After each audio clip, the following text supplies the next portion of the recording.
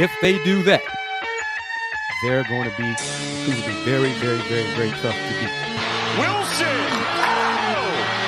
And we are tied! Let's go! Call them by Slamma Jamma. And I don't ever let them forget where we come from. Getting those phones out. Report me acting ignorant. Zion Kris got his way through, and he may go! Kris is in! Houston leads out of nowhere! Seventh heaven for Houston. The Cougars advance to their seventh Final Four. Go Cougs! Let's go! It's so good! The dream remains alive for the Houston Cougars! Welcome into another episode of Let's Rage Coogs, presented by the Saxenian family. We are coming off number 3 ranked Houston 78-74 victory over the Syracuse Orange in overtime in their first game in Vegas, the Players Era Festival. Join me as always, Dayon Dunlap, Kris Gardner of the Houston Roundball Review. Before we get into the matchup, how are y'all doing on this Monday evening? I'm dealing with allergies, but I'm all right. I'm doing great, man. Sorry about that. I'm doing great. Another dub, good dubs, man. The seniors came up big for us, and another good close game. I think these close games is good for us early in the season. This game really reminded me of what we had mentioned with Fluff earlier. I think it was probably 2 games back, but we talked about how the freshmen had played. They played really well, obviously. Today was a game where the veterans took over, like you said, Dayon. Emmanuel Sharp, Milo Huzan, they came up big in this game. 26 points each, led the way in scoring for Houston down the stretch. Not the cleanest game, not the cleanest finish when they're up 67 to 56, and Syracuse went on that 11-0 run to storm back and force overtime. Ultimately had a chance to walk it off and win it at the buzzer, but Houston's defense was able to hold, and then in overtime, the Cougars kind of got back in control and rhythm, and they did just enough to win. But this was a very, very tough battle. When we look at the final stats, final score, shooting-wise, Houston shot just 36% from the field. They shot 41% on their threes. Free throw shooting was when Syracuse goes back and they look at the stats for this game, that's going to be where they're going to feel they should have won this game. They were terrible from the free throw line, shot just 41% in this game, 12 of 29. Houston took advantage, and ultimately they were able to survive and come away with a victory day one in the Players Era Festival. It's a win. 11-0 run for Syracuse down the stretch. Milos Huzan missed 3 straight threes after going 4 for 5 from 3 before that. Like he had, got out of his 3-point shooting funk. They were kind of passive down the stretch. I'm old school. I'd rather them attack, try to get to the free throw line and make free throws rather than take so many threes down the stretch. But the vets closed it out in overtime. Manuel got hot to start off, and the Milos hit the free throws to win the game. So you see the freshmen tonight was a game they played decent, but they played like freshmen. They had some moments of mistakes, some moments of mental lapses as well. Kris Gardner rebounded well sometimes, but was late on defensive rotations at other times and missed the rebound on a free throw miss. So, lots to work on. Tennessee on Tuesday. Yep, a lot to work on, but good to see this game. Hold on, let me plug my charger up for my computer real fast. Sorry, guys. But like Kris just alluded to, the upperclassmen carried us well. And for me, it was good to see Emmanuel create offense outside of just settling for the 3. That's one of his big improvements for me as I watch him. He's been a catch and shoot guy throughout his tenure at Houston, and his ability to get inside, fake, show, and fade. And got to keep bucket, made some good drives to the basket, get to the free throw line. That's going to be big for him. Excuse me. Kris, what you think? You mentioned a lot of times, I'd sneeze especially you're good.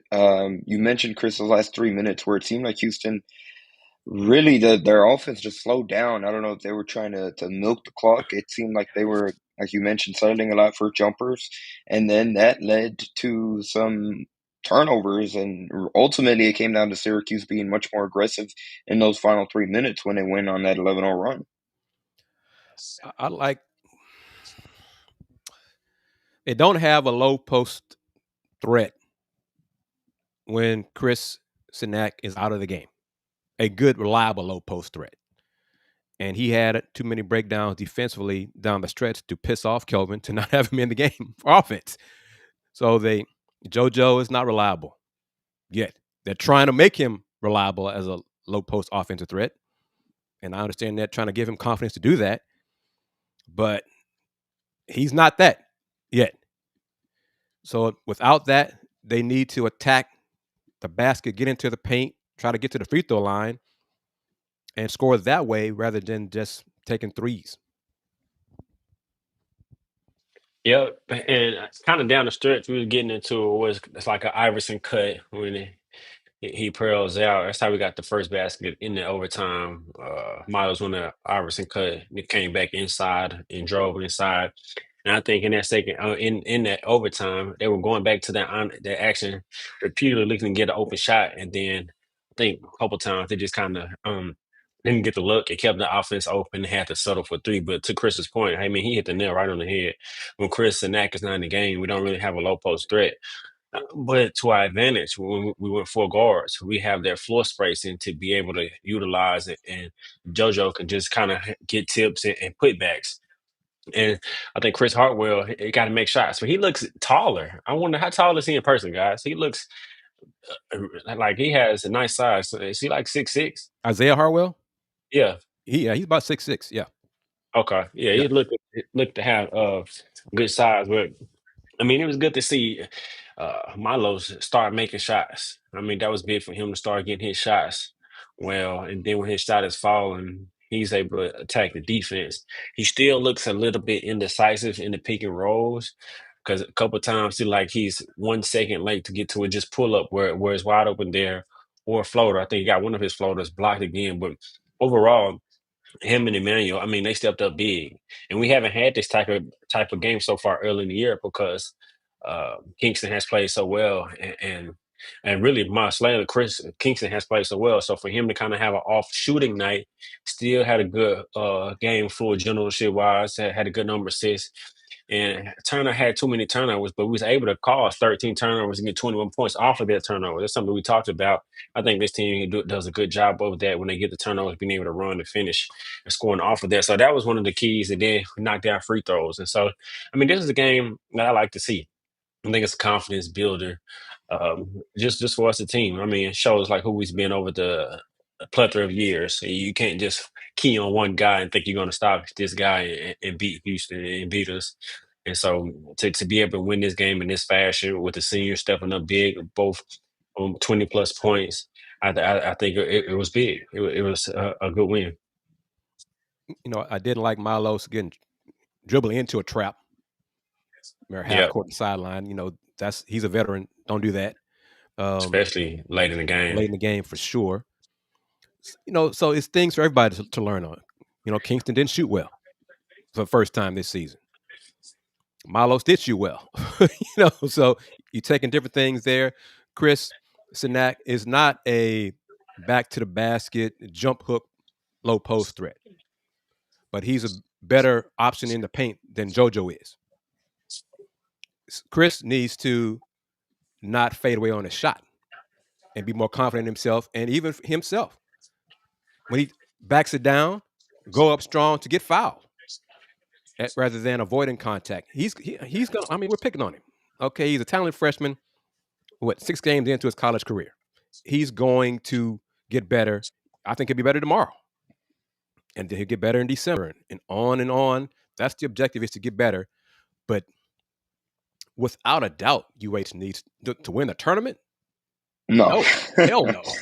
They need 3 games and to get paid. That's what they need this for. Heck no. We need to win this tournament. No. It seems like there's a lot of people in the comments talking about JoJo Tugler. Out of all the comments that I've seen, I think this is the best one when it comes to him. JoJo's still work in progress when it comes to offense. Needs 2 more years to develop into an offensive threat. Clearly not a natural scorer.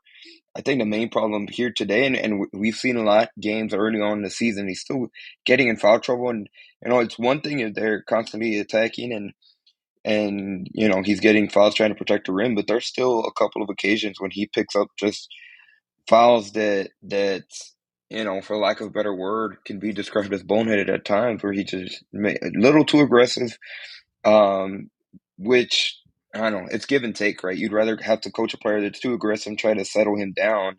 But it's ultimately impacting him, and it's impacting the Cougars, because if he can't stay on the floor, you can tell such a difference.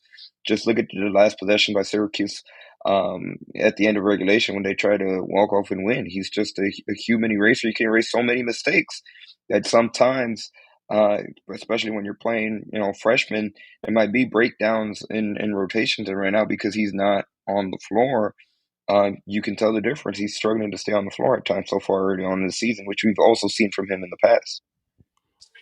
Well, I think JoJo, like you said, it's not. I mean, I agree with you, but he needs to at least be effective in a dive on the pick and roll when he catches a dive. At least to be able to that short hook, short floater. I think he has to be at least be efficient in that. And then to your point with the foul, like his very last foul that he picked up after a missed shot, it's like a frustration foul. He's reaching in when he's not going to get the Yeah, rebound, when he should just get back.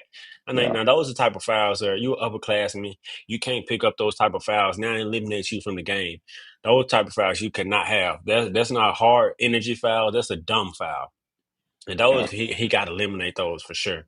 But other than that, he has to at least be efficient in the pick and when he's diving, when he catching and pick and roll and dive, and be able to catch it on that short pick and be able to at least get to a floater like a short hook shot. Speaking of which, let's welcome in Fluff. How are you doing, Fluff, on this Monday evening, Monday night? It's about to be 9 p.m. over in the East Coast Monday evening. How you doing, Fluff? Man, I'm doing good, man. How y'all doing out there? doing great, brother. Great. As Dayon said, to get your thoughts on it too, JoJo has to stop with the bad fouls. Yes, yes. A lot of them are after plays that might have didn't work out. So, he's kind of he's a little frustrated and making those type of fouls. But, you know, we got away from a scare tonight. We played a team that maybe we thought was maybe fared us a little more than they did. And it's Syracuse played tough. They're a good team. Orange. well, let me say this. They played tough tonight. They played well tonight. Will they do it again? Will they do it tomorrow, the rest of their tournament? Will they do it in December, January? They showed, if I'm a Syracuse fan, this is what I expect them to play like the rest of the season. Don't be satisfied with this and say, hey, we took the number 3 team to the wire and then stink the rest of the year and have Right. this be their high water mark. So now they have to play like this the rest of the season for this to be something for them as a positive. Now, from a Coug perspective, saw the comment from one of the viewers said that Emmanuel said Syracuse played tougher than them. Well, that's a challenge to the Cougs. They're playing a team that's physical and tough tomorrow in Tennessee. Let's see the Cougs answer that challenge tomorrow. Each time the Cougs have felt like they've been out toughed, they bounce back in the next game. Well, next game is Tuesday. Well, Outside no, of, yeah. oh, go ahead, Flo. Well, the beautiful sight to see was Ooze playing at the Mm-hmm. level he played tonight.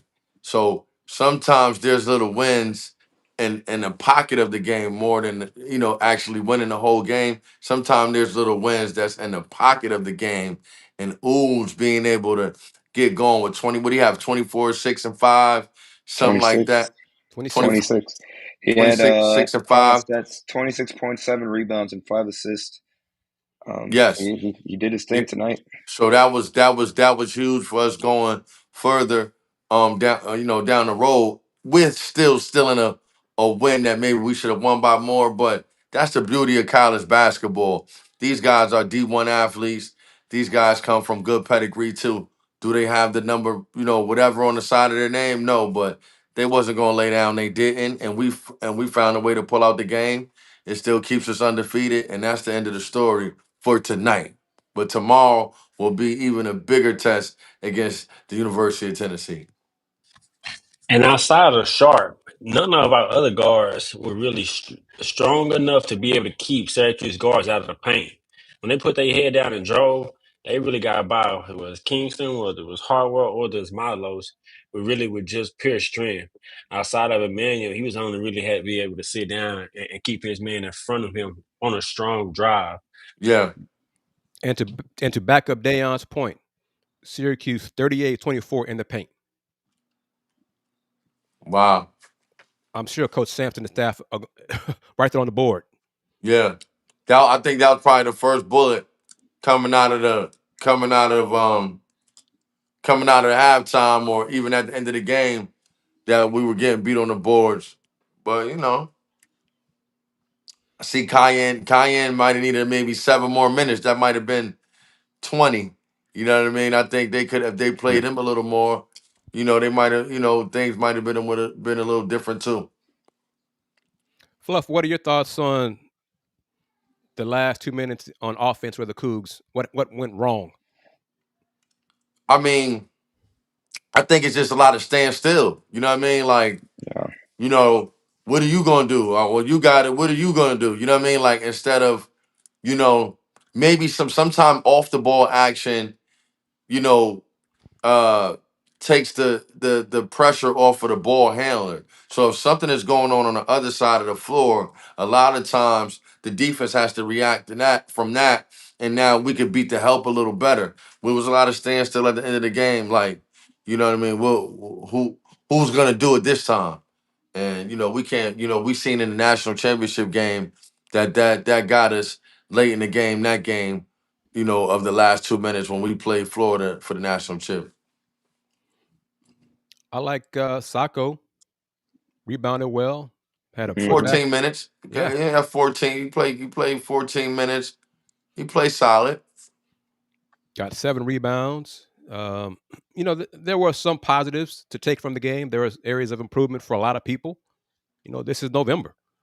Right. And some of the comments are going a little bit too far in the negative for a game in November. From What the they fans. say? What they say? I can't. I gotta look. Trash performance from the bigs standing around. Well, we all said they stand around too much. That was the guards as well down the stretch. It wasn't the bigs. It was the guards too sit around. And as Fluff said, well, what are you going to do? Well, what are you going to do? Well, that goes back to what we were saying the other day when we had to decide what are we gonna do late in the game, win, lose, or draw. What are we gonna do? We're gonna keep it in Kingston's hand. We're gonna keep it in Oo's hand. We're gonna run stuff for Sharp. Like we gotta come to some consistency of what we're gonna do at the end of the game. I think that'll get a lot of question marks out of the way in the last 4 or 5 minutes of the game. And Fluff, do you think that should be some one person every game, or should it depend on the matchup and the opponent? I don't think it should be one person every game, but I think that it should be one person that dictate what person it is, if that makes sense. I don't think it should be like, yo, end of the game, last 4 minutes, we give it to Ooze, and that's it. Or last 3 minutes, we give it to Kingston, that's it, or Sharp, or whoever it is. I think we have to decide who's initiating the offense at the end of the game. LeBron might come down, but Luke is shooting it. You know what I mean? LeBron might come down with the ball, but Luke with the plays for Luka to shoot it. Or Luka to, create off the catch. So I said we have to figure out who's gonna initiate the offense, late in the game. How important is it for Emmanuel to continue to produce points without catching and shooting? I think that was big for him. How important is that for that development for him throughout the rest of the season? Well, I think that's very important because that means that everybody else can catch and shoot, and everybody else can catch and make plays if he's making plays. Now, if somebody should be talking to him about where the reads are once they really start collapsing on him in the paint. Once he, keeps scoring as we know he can. Now, the read is on this side, or if you go left, the guy from the corners raise it to the wing, turn back, hit that guy on the wing, like just knowing where all the reads are after they start even doubling him even more as the season goes. Real quickly, first, I want to shout out everybody that's taking the time to join us on this Monday evening. We have a good crowd for this edition of Let's Rage Coogs. If this is your first time, this is Let's Rage Coogs presented by the Saxenian family, the original Houston postgame show. We're here after each and every single men's basketball and football game. So we will be right back tomorrow following Houston, Tennessee at about the same time. To talk about everything that happens in that game. We also like to say thank you to today's secondary sponsor, which is Star Pizza, with multiple locations throughout the Houston area. Star Pizza is your go-to stop before and after the game. Be sure to check them out online at starpizza.net, on social media on X at Star Pizza HOU, Star Pizza Houston, Texas on Instagram. And we got to give a shout out to R. Stewart. He says this is the first time on Let's Rage Coogs, and we appreciate the shout out. And come back tomorrow. Like I said, we're here after each and every single men's basketball game. So this is only the beginning. We got a long way to go, hopefully, until that first Monday in April for UH's Let's Rage Coogs editions. Hold that thought, Andy, because let's be real. Let's be honest. Cougs win the chip. The show will be Tuesday. Because we're going to be too full to do a show on Monday night. At least I am. That Monday night, that's Rage Coogs might just be, you know what, we're share live stream and see whatever capturing, and we'll have the real show on Tuesday. Well, do we have to win this to get the meal, or how does that work? Or do we get the meal just for participating? The winner gets the extra $1 million. But every team gets a share of $20 million, correct? The Cougs. I think this year is the last year everybody gets $1 million just for participating. Next year, the Big 12. So we got to win it. We got to take that back. We got to win it to get the extra meal. Yes. Yeah. Yes. Oh, you get a meal for coming. Yes. Yeah. Wow. You get an extra meal for winning. And I think part of it is point differential. So they're going to beat Tennessee by like 25 tomorrow to have a chance to do that. So, I mean, Tennessee won by like 25 today. So, you know, well, heck, the Cougs do win tomorrow. They'll be 2-0. Tennessee's 1-1. So that'll take care of that. I want Not if, Chris. Win, Chris. Say it. Put it. Talk. When we win. The Cougs will win tomorrow. Yeah. It'll be a different performance. Different guys will step up tomorrow. I'm confident in that. I like the fallback on Kingston. You know Kingston. Come on, everybody that watches Let's Rage Coogs, and everybody that knows about the Cougs, they know Kingston Fleming is my favorite player on the team right now. But I'll say this. I like how he was still versatile in a lesser point game. Like, meaning he was able to get 9.6 assists, 6 rebounds, and he was still like effective even though he wasn't scoring a lot. You know what I mean? Like, that's big for us too. Like for Ooze to feel like, okay, I could do my thing too. You know what I mean? So if we could get those three on the same page at the same time, that's lightning. You know, he missed some runners tonight that he has made thus far this season. That happens. You know, different guys. The vet stepped up tonight, as the viewers stated earlier in the show.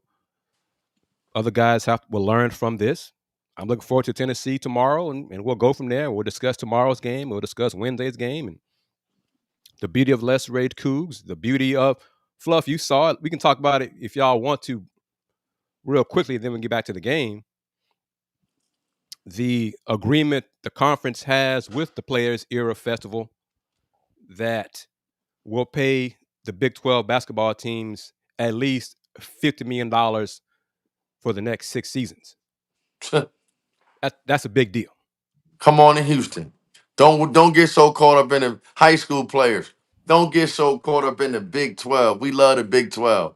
But just if you're a big time recruit, look how much money we got. Come on down. We take care of you. We make sure you're good. You know what I mean? That's what's big with the whole thing.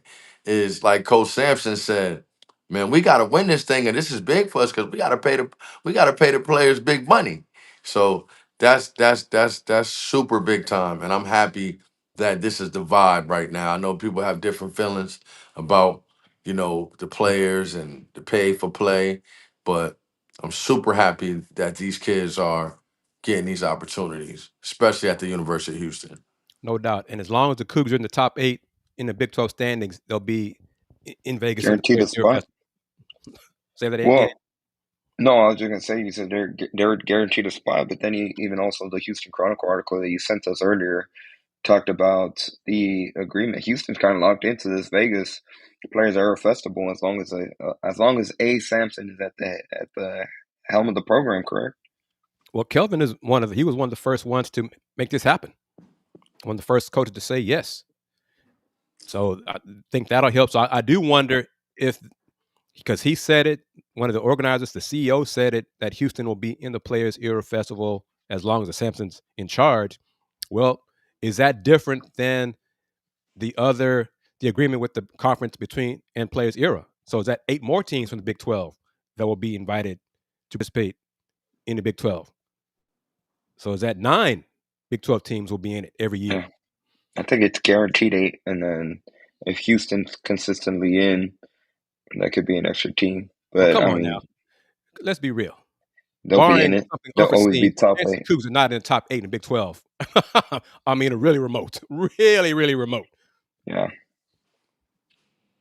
I think we're gonna be top 2 every year, for sure. I think that's And more that's likely than the Cougars not being in the top 8. Yeah. I mean, true. It's fair to say UH helped build this event, because then once UH said they were participating, you heard a lot more buzz from the top tier programs participating in it. And let me say this. I think I said it on our last basketball LRC. The next year's event would have at least 30 teams in it. I said that here on Let's Rage Coogs. So, Yeah. folks, you get the info here on Let's Rage Coogs. It's not just the national folks who know hoops. We do too. For sure.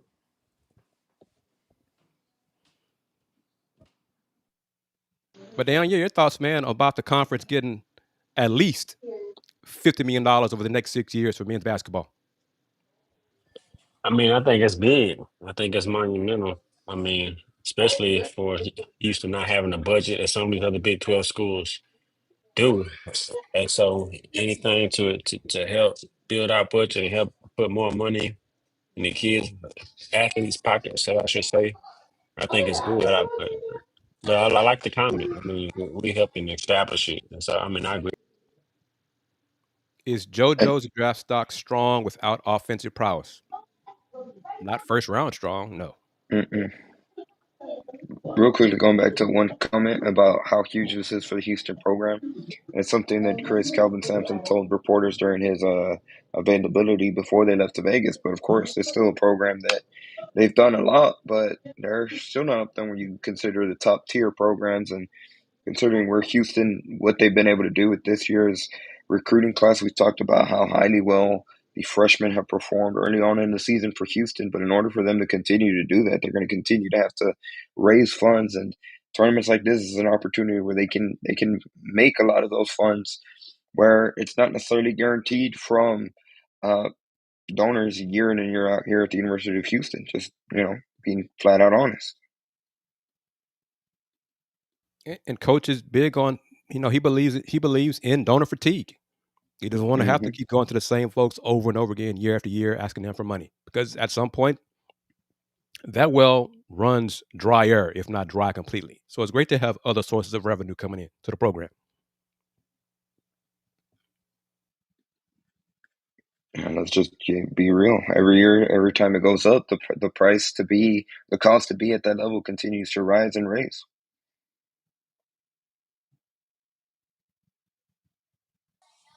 How many games have we guaranteed? I know we got Tennessee? 3. Everybody has 3 guaranteed games. 3. Everybody's guaranteed 3. So you win your 3, you win it? No. So then you win your 3, and then you advance. So there could be potentially a 4th game? The 2-0 teams, it'll be determined based on point differential, where they finish in the top 25 poll. Fluff says he can't hear us. I don't know what's going on. Is that the case, Fluff? You said he can't hear us? Well, he can't hear us. But yeah, if so the Cougs go 2-0 with a win over Tennessee, but not have the best point differential than the top 2 teams, and they won't be playing in the title game for the $1 million. They could finish 3-0 and not get the $1 million. Fluff is having audio issues there. We can hear Fluff. I would let me see if this works. If I can if I kick him and then he comes back on. Gray Beanie, shout out to the TNT broadcast. TNT has done a good job with their presentation. Obviously, this isn't Big 12 exclusive. This is the national event, but I feel like they've done really well with all their. I wonder if it's like a byproduct of them losing the NBA contract and TV media rights deal, but I feel like they've done really well with their presentations in other sports so far this year, obviously with the Big 12 and football, and now this year so far with the Players Era Festival tournament. Fluff, can you hear us now? No, I don't think he still can't hear us. It's part of it's a byproduct of TNT losing the NBA, and it costs less money to have Big 12 and the Big East college games on the network, but it's a boost for those conferences. But now that college basketball, college football games from the Big 12 are on TNT, on Turner Sports, it's up to the fans of those Big 12 schools to watch the games, to generate that rating bump, to show other corporations, hey, Big 12 football on TNT, Big 12 basketball on TNT is getting big-time ratings, so I need to start spending some money over there. So it's going to take a while, hopefully not too long, for fans to realize that TNT is the home of Big 12 and Big East sports, a home for those conferences. I think that's big. Fluff, can you hear us? He's still trying to figure out the audio. Let's give him a second while he does. See, Anthony, to answer your question, no. I'm just wearing, it's an undershirt. It's a dry fit shirt. I got it when I went to, when the heck? I got it on one of these trips. I just need a dry fit shirt. Ride or die with the Texans in the state of Houston. Lil on BX, again, talking about the free throw shooting with Syracuse. Yeah, that was a big bullet that Houston dodged, and not too complicated. Since Syracuse legs were tired, I'm sure that affected those free throws as well. I mean, they didn't hit free throws. They got to hit free throws. That was a terrible clip. That was consistent throughout the game. But he, not too complicated, says they might not have been used to being as physical as they did. And it might have been a case for them where they ran out of gas after they had such a rally to force overtime. Because it looked like Houston was much more in control during that overtime period than they did in the last 2 minutes. But I would feel like Syracuse never really was a threat once they got into the overtime period. Houston looked more cool, calm, collected, and they executed what they wanted to down the stretch. Syracuse came into the game as a team shooting about 60% from the free throw line. So they're bad free throw shooting. It got into their heads. So that happens, and it became contagious, and they missed a lot of free throws, way more than you would expect in a game. That's on them. They can look back at it and lament it and harp on it, and we would have done this, we could have done that, we had them, we should have beat the number 3 team. They didn't. They missed free throws. There are a whole bunch of games in history of college basketball where a team can say, if we'd have made our free throws, we'd have won. Fans of Houston Cougars basketball knows that quite well. Yeah, I was about to say, we've been on the end of some games like that, and so that's part of the game. You got to make them to win it, and they missed them, and we made ours, and so that's the tell of the game. They're not free unless you make it. So we was able to do that, and he was able really just to make shots in the flow of the offense. A lot of Syracuse points seem to come off maybe offensive rebounds or just off of a broken down defense and attacking. And so in the overtime, I think that's how we're able to pull away. We were able to score and create what it was, that 4-point lead, and eventually winning by 4. The Cougs had a lot of breakdowns defensively. So that's something to work on. As we said it earlier, Dayon touched on it. The perimeter defense by everybody other than Emmanuel Sharp was not good enough. Something to work on. 38-24 in the paint for a Houston opponent is not good enough. As things work on, it's just that's all right. It's November. I'm going to say this. It's not likely that the team will go undefeated this year. And they might play well in a game and lose because the other team made more threes or made their free throws in that game. And we'll discuss it on Let's Rage Coogs after that. Lots to work on. Thank you to the 300 plus people watching us on Facebook, Twitter, and YouTube. Outstanding. Join us again tomorrow. Join us again Wednesday. And if you like football, join us Saturday. So, Let's Rage Coogs, as Dayon said, Andy says it, I've said it. Let's Rage Coogs is the original post-game show for Houston Athletics. I think Hunter describes it perfectly. This event in particular, it's less about, the outcome and coming away. It's more about kind of being a little bit of a resume booster and picking up wins where, in theory, right, every team that's in this event are high-end caliber opponents. It's only going to help you by the time March rolls around and you're comparing for seeding.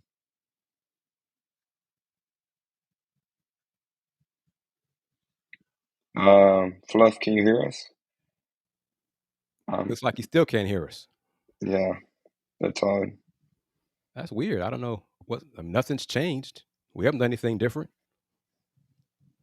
Fluff says, "Go Cougs."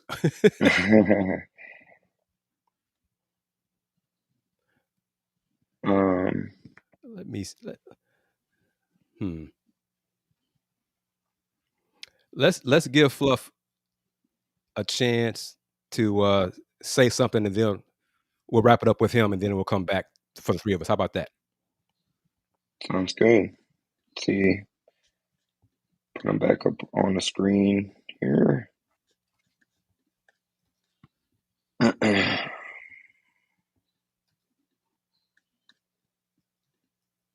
right, he's on the screen, but I don't think he can hear us. But we can hear him.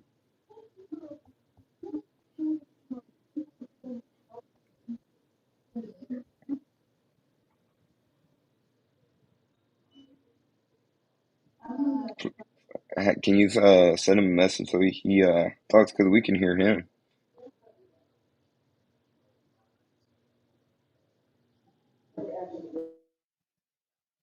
He dropped. Well, that's the thing about being live, technical difficulties. Plus, he's all the way in the East Coast at 8 o'clock, so we will see. Yeah, Kris, not too complicated, says if the Cougs play really well, they're not losing. Which That's in the Big 12, thinking. yeah, in the Big 12, a lot of opponents. Shoot, even in the NCAA tournament, you could be playing really well, and that's the thing about it being a one and done event. Even in his own words, really well. What if they're just playing well, and the opponent is playing really well? It's one and done. It's not a series. I said the same thing last year. If college basketball had a series of 3 out of 5, 4 out of 7, weren't too many teams last year that would have beat the Cougs in a series. Not too many teams this year that I would pick against them in a series. But it's not a series. Arizona looks to be very good right now. Purdue, with that 30-point drubbing they did on Texas Tech, was very impressive. There's some very good teams right now in November. I'm looking forward to the journey. Injuries will play a part. We'll see if injuries take down Braden Smith at Purdue, or some key player at Purdue, or somebody Pete at Arizona, or heaven forbid somebody at Houston. That's the beauty of all this. That's why we enjoy the competition. We want the Cougs to win, obviously. But we want the Cougs to get those 6 wins at the end of the season. That's what I want.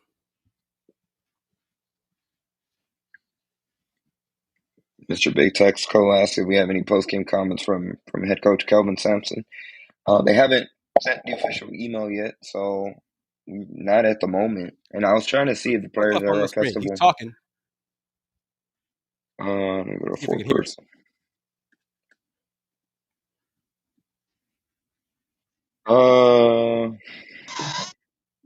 No, and he just went back offline. Just one of those I things tonight. was Hopefully it'll work tomorrow. trying to see if they had a live stream for the Players Era had an official live stream. They do not for post game, so They we're didn't on have one last standby. year either. Yep.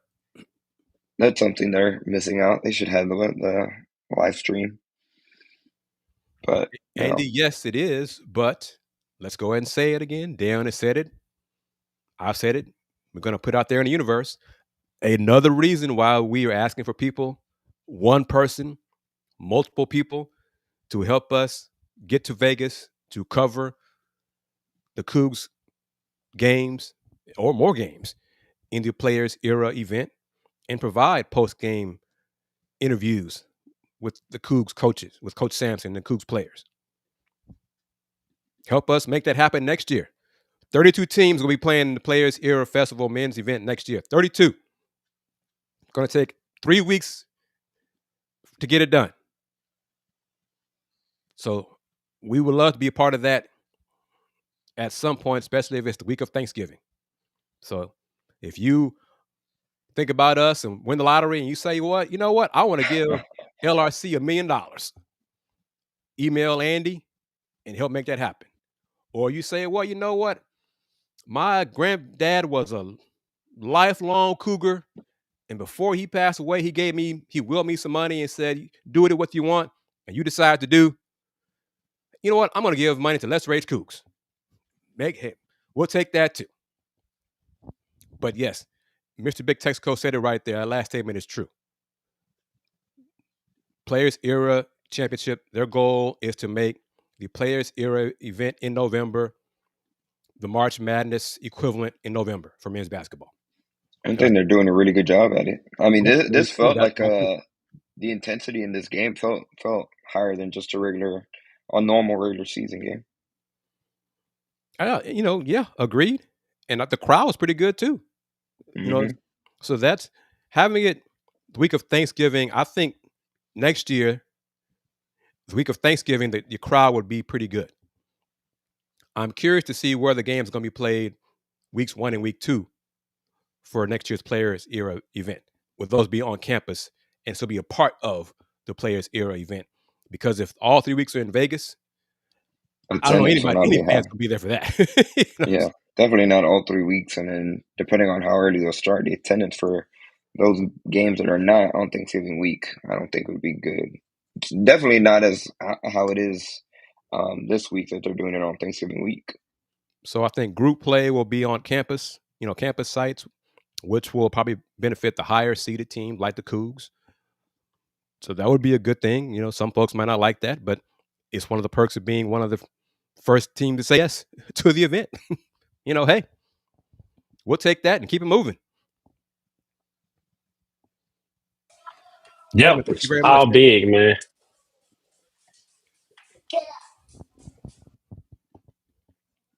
I feel bad that we don't get Fluff's insight on the show. We got to figure out. I don't know if there's anything he can do or we can do. But we'll talk. Yeah, I wonder if it was just audio settings. It's a little weird because you could hear us at the beginning. Everything went good, and we'll double check real quickly. Once again, thank each and every single person that's taking the time out of their Monday evening to join us on this edition of Let's Rage Coogs, the original Houston postgame show, going back to 2022. I'm gonna start adding the year that we've been doing this. Yeah. This is Let's Rage Coogs Established. presented.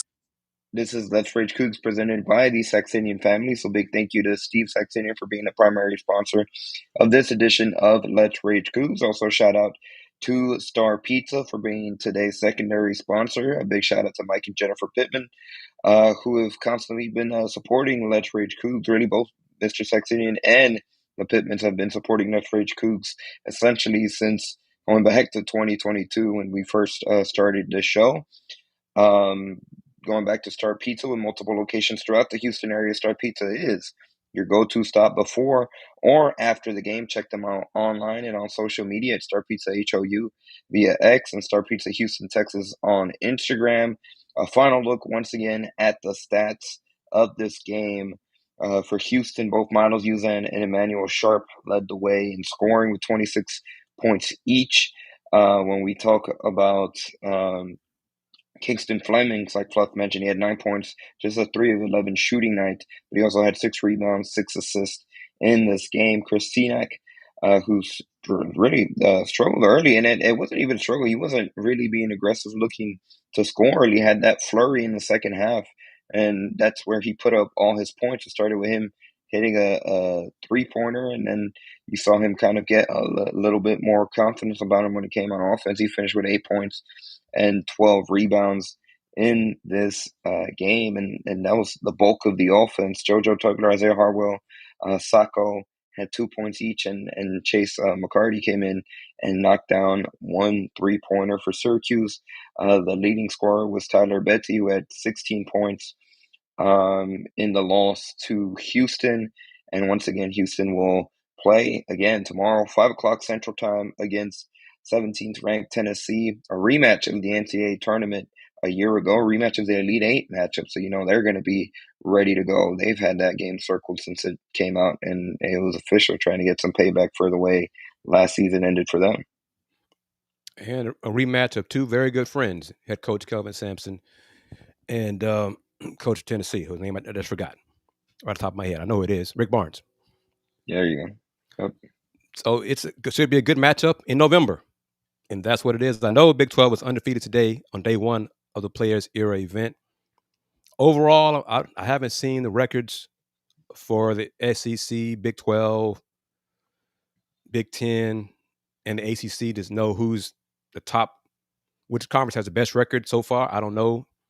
It's still kind of early. It seems like the Big 12 has done better in non-conference this year than they did last year. Better than last year. far. I know the SEC has not been as dominant as they were last year. Last year was a magical year for that conference, for any conference, what they were doing. But I saw that 86-56 Purdue over Texas Tech. I saw that score. Yeah. That says a lot so, for Purdue and Texas Tech.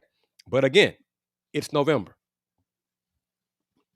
Texas Tech not going to fall apart after losing by 30 to Purdue, and Purdue's not going to run away with it and say, hey, we played our best game in November, so let's be done. They're not satisfied either. So I'm just enjoying top teams facing each other in November.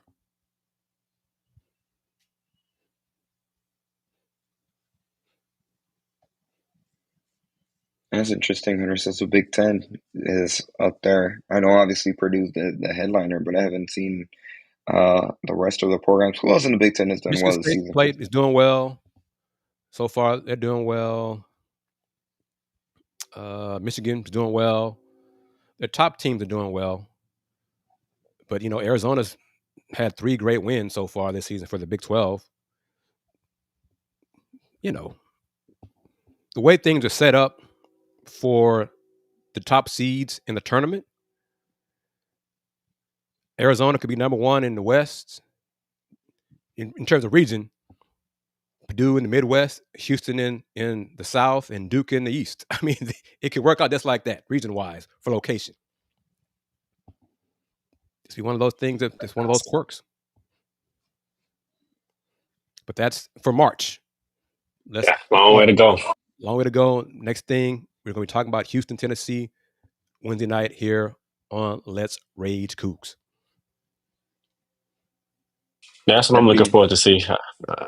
I'll see against Tennessee, another tough physical team who's going to match us with intensity, with toughness, and like Chris alluded to, they're going to be looking to advance that blowout. The last time we've seen them, so I know they're going to be highly motivated, and so I'm excited to see that. I will go out on a limb and say Kingston Flemings won't have back-to-back subpar shooting games.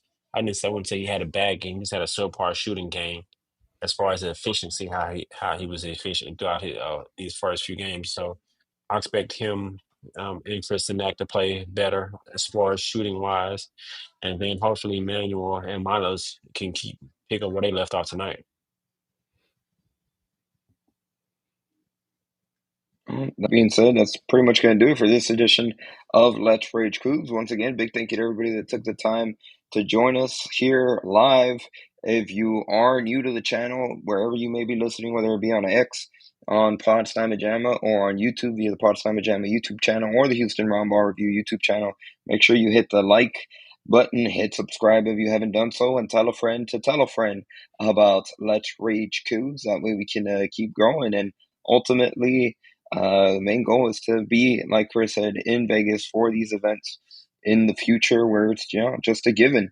So help us out just by sharing and continuing to have the support.